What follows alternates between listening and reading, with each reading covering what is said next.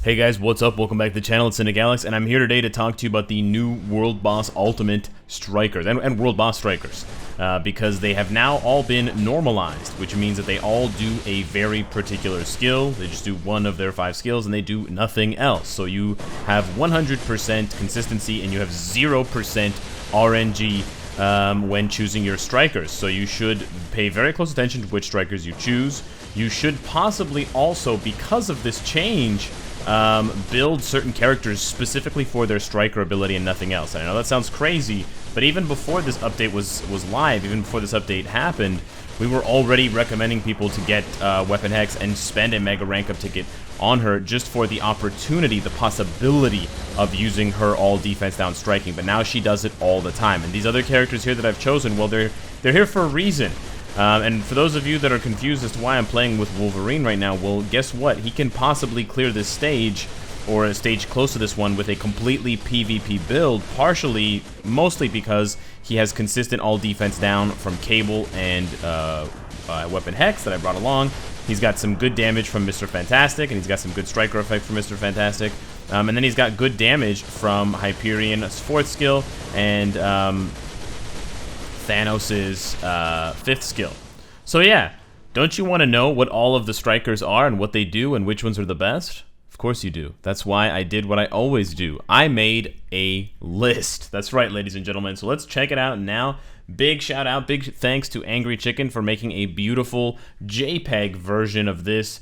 It's not as complete as this one. I went a little bit overboard and I did some additional testing, but Angry Chicken's version is, formatted differently, and it's also an image. So for those of you that like to save images on your phone and stuff like that, you can absolutely do that, and it will serve its purpose for you. So I wanted to shout him out shout them out because they did inspire me somewhat to make this particular list. And so yeah, we can just talk about it now and break it down, and it's pretty straightforward.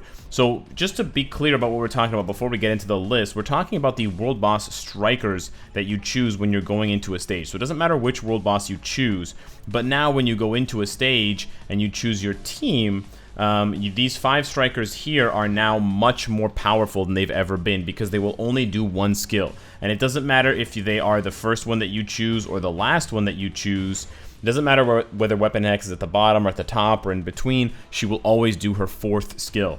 And for those of you that don't know, Weapon Hex's 4th skill is one of the best skills in the game for World Boss, because it has a chance of applying up to minus 100% all defense down. Now you've got to hit the enemy 50 times because it's only -2 each time, but minus 100 is a pretty juicy number, and that's why you get those crazy damage spikes. I had that crazy damage spike with Wolverine. You get it with Doctor Strange and a ton of other characters. So, guys, of course, Gambit does his 5th skill, right?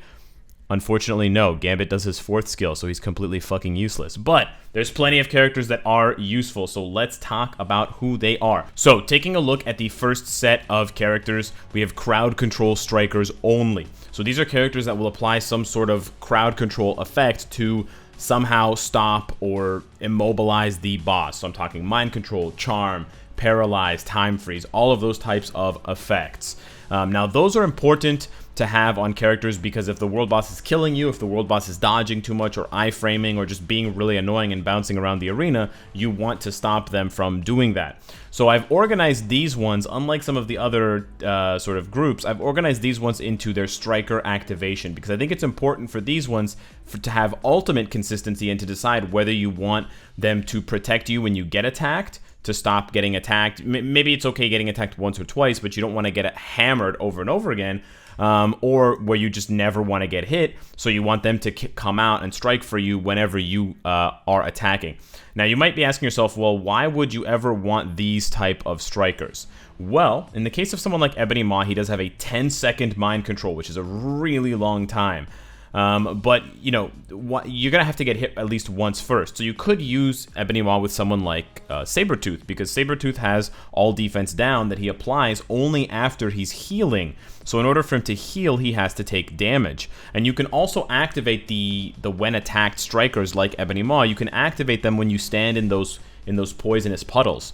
So you can purposely, intentionally stand in those puddles, take damage, trigger his healing factor passive, trigger his all defense down, and then Ebony Maw will come out and mind control Proxima or whoever for 10 seconds, and then you'll be safe and you'll be protected for those 10 seconds. So I think for mind control and these types of effects specifically, it's important to recognize the strikers that will only activate when you get hit, and the strikers that will activate when you are attacking. Generally speaking, 80% of the time, these strikers are much, much better.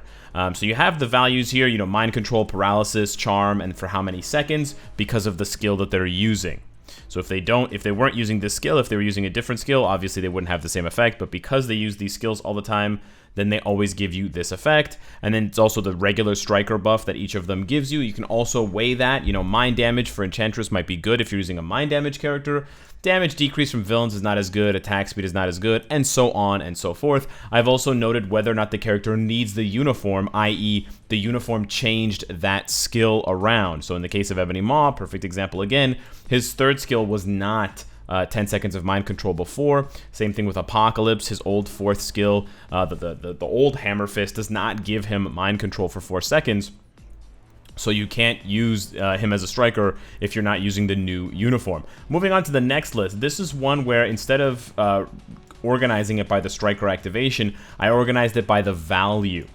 And I organized it by the value because this is the defense down striker list. These are characters that apply all defense down, that ignores immunity. Sadly, Gambit is not on this list because he does not use his 5th skill. It's a tragedy that Gambit doesn't use his 5th skill, but it's probably for the best, because he would be absolutely busted. And this whole situation is already kind of absolutely busted, but we'll talk about that at the end. Now, we start off, of course, with Weapon Hex because she has a minus 100%. From there, I just went down in terms of how much they applied and for how long.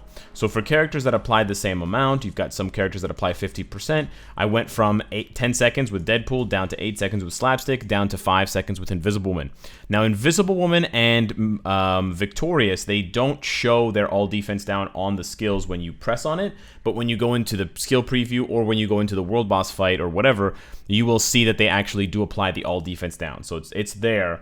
It's just, not as visible. So characters that deal their striker activation when attacked for all defense down are significantly worse because generally speaking, if you're going to be applying all defense down, you're going to be attacking, you might be doing iframe skills, so you might not actually be getting hit. I brought in Wolverine because he does need to get hit anyways, so that is something to consider. It's also something to consider if we go back to this list that you do not, I repeat, you do not include any of these characters if you need to use a character that uses accumulation. Accumulation when you take damage. So a perfect example is Mr. Fantastic. With his new uniform, Mr. Fantastic gains a very powerful 3rd skill. His 3rd skill, Rubber Drill, will give him 4 seconds of invincibility, and it will give him 100% accumulation of true damage that he deals. So true damage accumulated that he takes, and then he gets a 5% attack boost for every 1% of damage taken. So you can get a 50% attack boost by just taking damage. But if you include strikers like Scarlet Witch or Rachel Summers or Molten Man, you're gonna mind control or paralyze the boss, and then they're not gonna be able to hit you, and then you're not gonna get as much value out of Mr. Fantastic's 3rd skill. So remember, when you're using characters that require accumulation, Juggernaut is another good example. You don't want to use any of these strikers. You want to stick to the defense down strikers, or you want to stick to other strikers that we'll talk about later. So that's something to point out. So yeah, that is the all defense down striker list. It's pretty substantial. There are also some resistance strikers built in here. So we've got, of course, 100% mind resist for Psylocke, which is huge. We've got Mind Resist down as well from Scarlet Witch. We've got Mind Resist down from Apocalypse. We've got Lightning Resist down for Electro. So for those of you that love playing as Thor, you definitely want to consider, I'm not saying you have to, but you should consider, if you have Electro, to build him up, to use him as a striker, or possibly to invest in Electro if you really want Thor to be as good as possible for world boss fights. Then we have healing strikers, also very, very important. Healing and other buffs. I said other buffs because Ancient One doesn't provide a heal, but Ancient One does provide debuff removal. Now, what debuff removal is, it's basically Wasp's tier 2 passive. So it will remove the poison effect, it will remove the bleed effect. So if you find yourself getting killed by Corvus a lot in Corvus World Boss Ultimate because he bleeds you, or if you find that you're getting snared by those tornadoes a lot, if you bring in Ancient One will drop the 3rd skill, and that will give, as long as you're in the circle, it will give you a you see, removes all debuffs, and that's, it says 1 second, but the actual circle lasts for like 5 seconds or something like that, and that works with either uniform.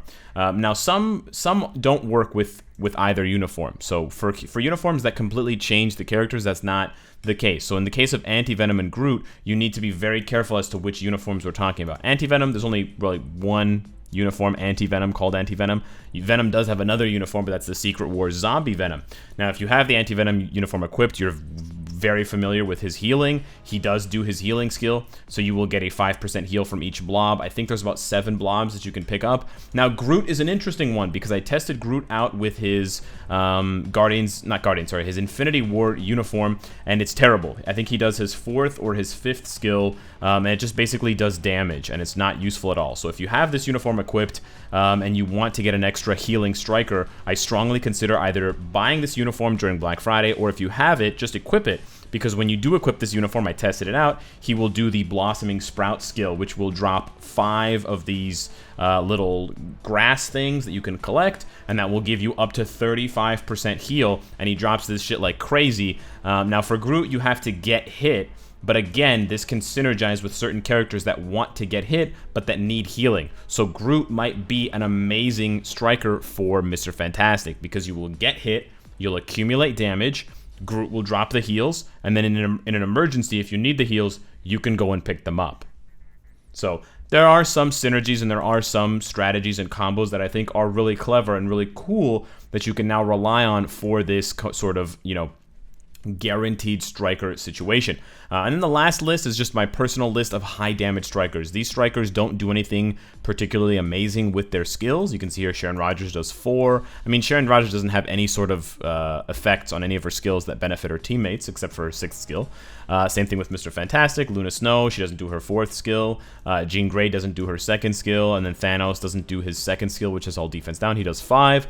So they just do high damage. Like their individual skills do high damage, and coincidentally, these are all tier 3-able characters. So if you have them at tier 3, if you have them equipped with a CTP, they're going to hit really hard in World Boss as a striker, and they all have good buffs as well. So they either increase damage to villains, which is helpful, they increase damage to heroes and villains, which in the case of Scarlet Witch, Cable, and Quicksilver is very helpful, or they do multiple things. So these are just strong strikers to have if you don't really need mind control or all defense down or healing. You just need to pack a really big punch.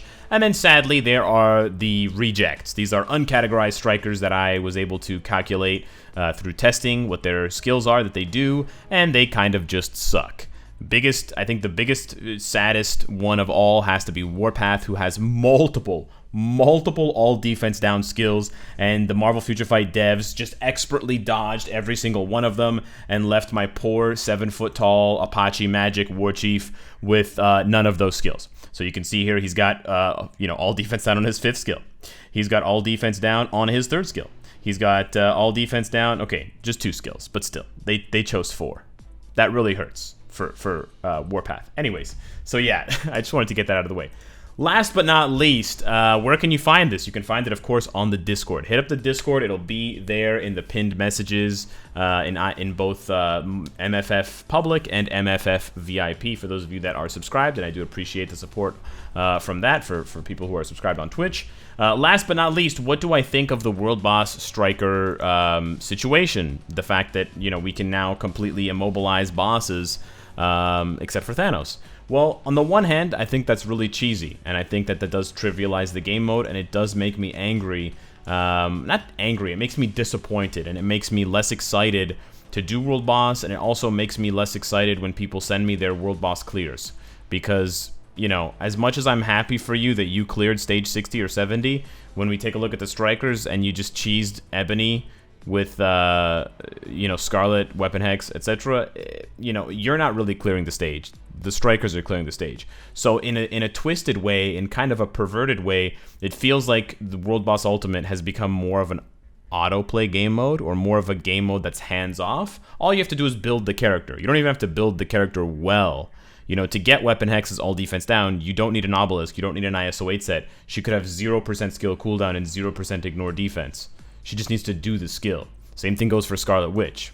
It's all you need is to build the character bare bones. So there's really not a lot of strategy that goes into that once you've sort of distilled it down to the very best strikers.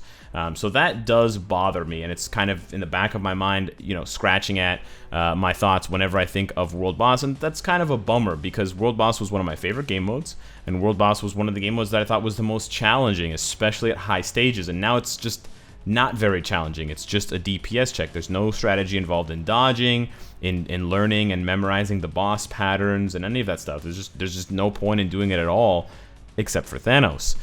So, you know, there's that. On the other hand, I can see that for certain characters that couldn't really do World Boss before, it is really nice that they can do higher stages of World Boss now. And in a way, Marvel Future Fight, the devs have given us what we asked for, which is give us a game mode where we can use more of our roster. Now, it's not really what we expected them to do, but it kind of does fit with what we asked for. Because, you know, you can literally use anyone. And if you don't believe me, you can check out another content creator, another YouTuber, Luke Margui. He's a Brazilian, I believe, YouTuber. He cleared stage 50 of Ebony Maw with Hulkling.